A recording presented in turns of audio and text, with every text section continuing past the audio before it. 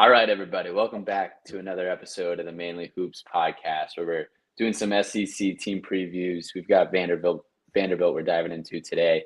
If you're enjoying the content, please make sure to like and subscribe. We appreciate all the support, but we're going to kick things off here with Cody to dive into the offensive strengths of the Commodores. Yeah, this ended up being a pretty good offense last season. I don't have the exact number of where they finished. I believe it was 25th. They finished 25th last year. I think there's a real chance that they can finish in that range again. And this is just a team that has a lot of scoring depth. Like, I wouldn't say there's like a true on-ball star or like a guy that's going to go out there and light it up like Jason Edwards did last season, but they have a lot of different options on this offense. Like, Byington can realistically go 11 or 12 deep with this group. Some of the guys on the bench are a little more defensive minded, but he does like to use his bench. So I do think we're going to see a pretty deep rotation this year, with some guys Frankie Collins and Miles is probably the backcourt, and then with like Tyler Nickel, McLaughlin, and then I'm kind of holding out hope. I hope Washington starts at the 5 for some defensive reasons that I'll get into, but I think this is a group that has a lot of balance at the very least, and they're gonna have a good transition offense as well. And it starts with Frankie Collins and Miles. They'll lead that attack, and they both like to score at the rim, and they'll have success doing so. And then they have some shooting at their disposal, particularly more off-ball shooting. With like Miles can be one of those guys. Tyler Nickel, who's coming back. Those two are the headliners, but then you have some guys like Mike James, who's going to be coming in after not playing last year at NC State, was at Louisville a couple of years ago. There's some shooting talent in there. He just needs his game to get freed up a little bit more. He didn't get the most open looks when he was playing for Kenny Payne at Louisville. I don't know if anybody got an open look playing for Kenny Payne. So, but I think his talent's going to be able to play up. A guy like Tyler Harris can knock it down, needs some time and space, but he can be solid in this regard. And then George Kimball, like a deep option for them. I believe he's actually not listed on like the official roster right now, but for the roster I have, he's there. So I'm pretty sure he'll be there this season. But yeah, like with Harris, he shot at 49.5% from 3 last season on 3 attempts per game. But like I mentioned, he needs some time and space. So I do think it was a major shooting leap from 2 years ago. So I do think he'll be playing a role on the wing. I'm just not sure he's a 50% shooter.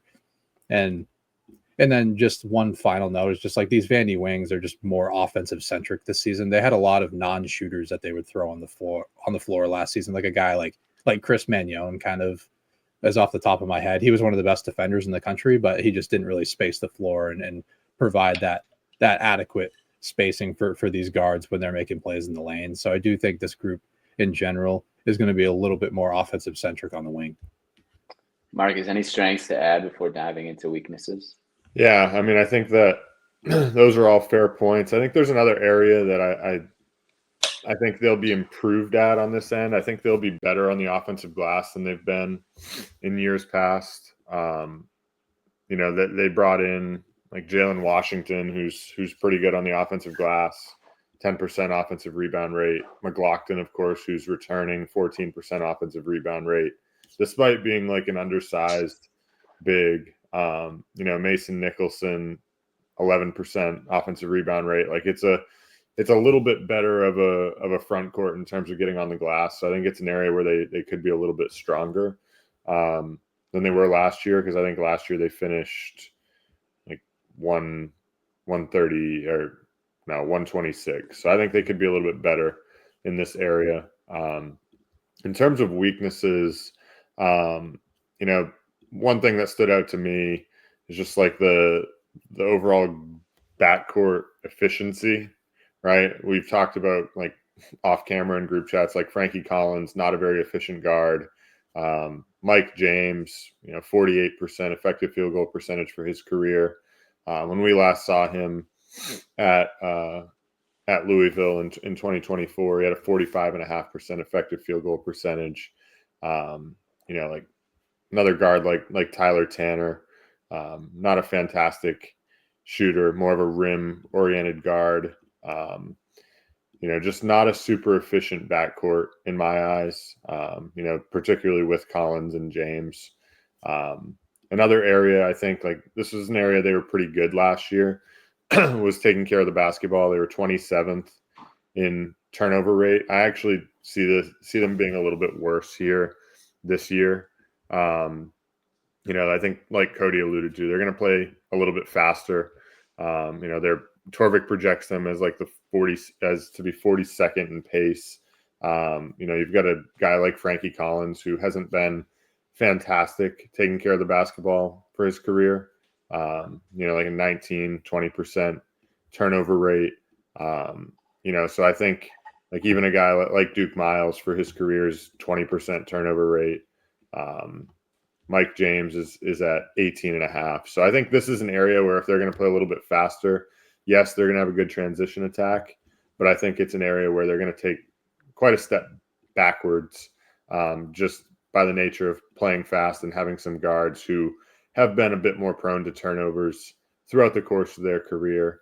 And then one final note that Cody kind of alluded to already, they don't really they have depth of scoring here, but they don't really have a go-to guy, right? Last year they had Jason Edwards.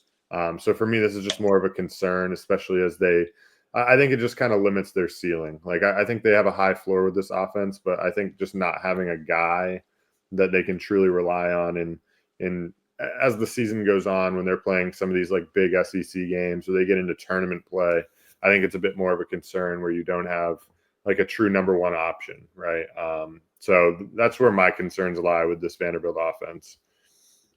Cody, any areas of concern you want to add? Yeah, I mean, that's sort of how I view it. I mean, I would go to bat for Mike James for 45% effective field goal percentage playing for Kenny Payne is like relative to a 60% playing for anybody else.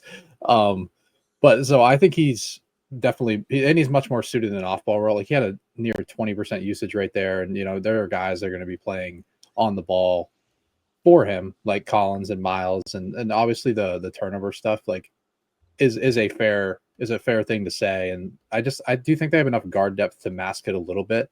The way I viewed it is there are a lot of potential strengths on this team and the balance is there, but I don't think they have an overwhelming strength that's going to carry them through a game from night to night. It's competent shooting, it's competent handling, they're solid on the glass. They do a lot of things fairly well. There's just nothing that's going to dominate an SEC opponent every single night. And I think that'll make them a tough cover due to their balance. And they have a lot of guys that can do multiple things within an offense. It's nothing that's going to wow you every single night. And like you mentioned, Collins and Miles aren't phenomenal perimeter scorers, which does cap their ceiling. That's kind of how I viewed it as well. All right, let's flip to the other side of the ball, and Marcus, we'll let you kick things off here. Defensive strengths of Vanderbilt. Yeah. I think what stands out the most is just their guard playmaking in the backcourt, right? Last year they had a guard in Jason Edwards, who was undersized and didn't he was a decent on-ball defender, but really just kind of relied on making plays. I think they have now a group of guards, particularly in Frankie Collins and Duke Miles, who are both 4% steal rate guys, for their career, 3.5 to 4%. Then, another guy like Tyler Tanner off the bench last year in his freshman year, playing half a game, had a 4.7% steal rate. He's, as I mentioned, not as much an offensive minded guy, but I think, he's a really strong defender despite being just 6 feet. So, I think in the backcourt, they have a lot of guys that have proven now for long stretches of time to be really good playmakers and solid on-ball defenders. That should really elevate the floor of this Vanderbilt defense. Another area for me and this was another area where last year they were 177th in the country in defensive rebound rate. I think they should be improved here. They got Jalen Washington, as Cody mentioned, from UNC, 20% career defensive rebound rate in his 3 years at UNC. You've got McLaughlin back, of course, who had a 23% defensive rebound rate. I know, like Cody was talking about before we started, McLaughlin did start at the 5 in their exhibition. So we'll see. I think the attack would be a lot better if McLaughlin was at the 4, especially where, you'd have Jalen Washington there as, another like rim protector. But then you have another guy in like Mason Nicholson, career 22% defensive rebound rate. I think it's just an area where they're going to be much, much improved. But I think, the backcourt and their playmaking, particularly with Collins and Miles, is where the strength of this defense is. Anything to add, Cody, before diving into concerns? Yeah, I have the same strengths. I just kind of wanted to dive into the rim protection mostly, but with these guard defenders, like, Byington's defense, like they can force a high amount of turnovers while still being able to just like it doesn't have to be scheme oriented. It's oriented. It comes from the personnel. It doesn't come from, like a rim denial scheme or like really like high hedging ball screens, like getting into rotations. Like they can force turnovers without like over rotating this defense. And it's not typical for a team to do this. Like there are a lot of guys coming in like the Duke Miles and Collins that are coming from schemes that didn't really force a ton of turnovers and they were able to like shine regardless on the defensive side. And then other guys like George Kimball, 5.1% steal rate.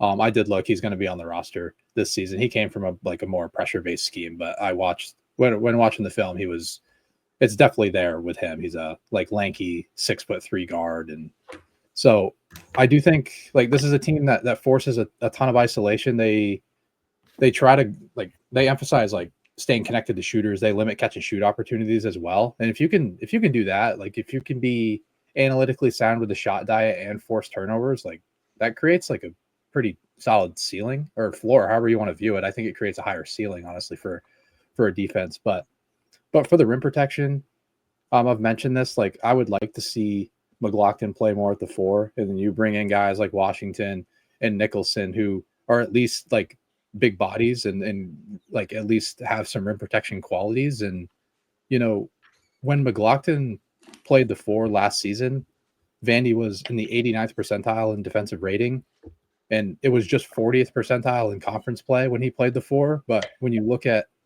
when McLaughlin played the 5 for the full season, Vandy was in the 67th percentile for the full season in defensive rating, and they were 7th percentile in league play.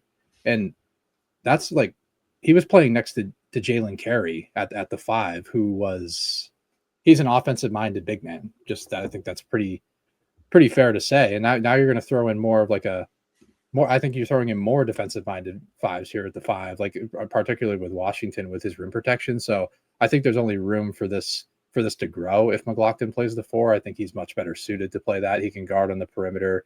He can play the 5. He can hold his own on the interior, but I think his defensive skill set is much better with another big by his side. Marcus, anything you want to add for concerns defensively for Vanderbilt? One thing with the front court, I have concerns, I guess, just with like their overall discipline in the front court. Like Jalen Washington's a guy who's kind of struggled to stay on the floor for his career. 6 fouls per 40. Last year 5.7, year before 6.6. Devin McLaughlin's right at 4.8. So, I think that's just like a small thing to note that, in watching a bunch of UNC games, it's been an area where he's struggled. Granted, like Mason Nicholson is good in this area. Like last year, only 2.5 fouls per 40. His career worst is 4 fouls per 40. So I think like at least you have that. But just a small note on the overall discipline of those two guys.